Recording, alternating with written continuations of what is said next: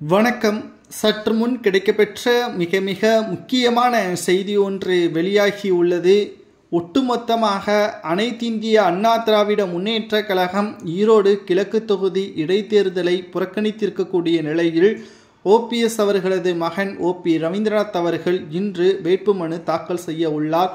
அனைத்து ஏற்பாடுகளும் தற்பொழுது செய்யப்பட்டுள்ளதால் இன்று வேட்புமனு தாக்கல் செய்யப்பட்டால் தேர்தல் ஆணையம் அதை ஏற்றுக்கொள்ளும் என்றும் தற்பொழுது தகவல்கள் வெளியாகியுள்ளது. மேலும் இரட்டை இலை சின்னம் இவருக்கு கிடைக்குமா அல்லது புதிய சின்னத்தில் இவர் போட்டியிடுவாரா என்ற கேள்வி தற்பொழுது எழப்படுகிறது. அதிமுகவின் இரட்டை இலை சின்னத்தை விட அதிமுகவின் தொண்டர்களது ஆதரவுதான் தற்பொழுது OPSற்கு மிக முக்கியமானது. ஏனென்றால் இப்பொழுது OPS மட்டுமல்ல, எடப்பாடியும் இரட்டை இலை சின்னத்தை பயன்படுத்த முடியாது. டெல்லி உச்சநீதிமன்றத்தில் புகழேந்தியவர்கள் இரட்டை இலை சின்னத்தை எடப்பாடி பழனிசாமி அவர்களுக்கோ வேறு யாருக்கோ பயன்படுத்துவதற்கு அனுமதி கொடுக்கக்கூடாது, நீதிமன்றத்தின் வழக்கு நடைபெற்று கொண்டிருப்பதால் இந்த உத்தரவை ஏற்றுக்கொள்ள வேண்டும் என்றும் நீதிமன்றம் எடப்பாடி பழனிசாமி அவர்களுக்கு இரட்டை இலை சின்னத்தை ஒதுக்கவில்லை என்பதையும் தெளிவாக புகழேந்தியவர்கள் நீதிமன்றத்தில் தெரிவித்திருக்கிறார். தற்பொழுது நீதிமன்றம் தேர்தல் ஆணையத்திற்கு கடிதங்களையும் அனுப்பியுள்ளது. கடைசியில் அதிமுகவில் எந்த ஒரு நபராக வேட்புமனு தாக்கல் செய்யப்பட்டாலும் அவருக்கு இரட்டை இலை ஒதுக்கப்படாது என்பது இதன் மூலமாக தெரிய வருகிறது.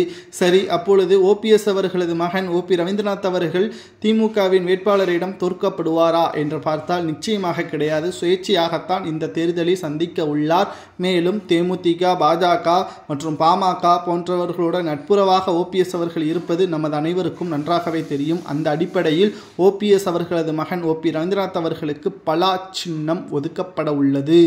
இந்த பலா சின்னத்தில் OPS அவர்களது மகன் போட்டியிட்டால் நிச்சயமாக வெற்றியடைவது அதிகாரப்பூர்வமான தகவலாகத்தான் நம்மால் பார்க்க முடிகிறது. கடந்த 4 ஆண்டுகளாக திராவிட முன்னேற்றக் கழகத்தின் செயல்பாடுகள் முற்றிலும் மக்களது சோதனைக்கு மிகப்பெரிய ஒரு கவலைக்கிடமாகத்தான் ஒவ்வொரு திட்டங்களும் செயல்பாடுகளும் பாதுகாப்பு இல்லாத ஒட்டுமொத்த காவல்துறையும் தங்களுக்கு பாதுகாப்பு இல்லாமல் அவர்களுக்குள்ளேயே மோதல்களை ஏற்படக்கூடிய வகையில்தான் திமுகவின் ஆட்சி செயல்படுகிறது. அதை எதிர்த்து மக்கள் இந்த இடைத்தேர்தலை கடைசியாக OPS அவர்களுக்கு ஈரோடு கிழக்கு தொகுதி மக்கள் ஒட்டுமொத்த ஆதரவுகளையும் கொடுத்தால் அதிமுகவின் ஒட்டுமொத்த நிர்வாகிகளும் எடப்பாடி பழனிசாமி அவர்களிடம் இருந்து விலகி OPSற்கு செல்வார்கள். இதன் மூலம் OPS அவர்களது செல்வாக்கு அதிகப்படும். மேலும் OPS மகன் ஈரோடு கிழக்கு தொகுதி இடைத்தேர்தலில் 1.5 லட்சம் வாக்கு வித்தியாசத்தில் வெற்றியடைவதற்கான வாய்ப்புகளும் இருப்பதாக கருத்து கணிப்புகள் முடிவில் தெரியவருகிறது. இன்று மாலை வேட்புமனு தாக்கல் செய்த பிறகு பார்க்கலாம்.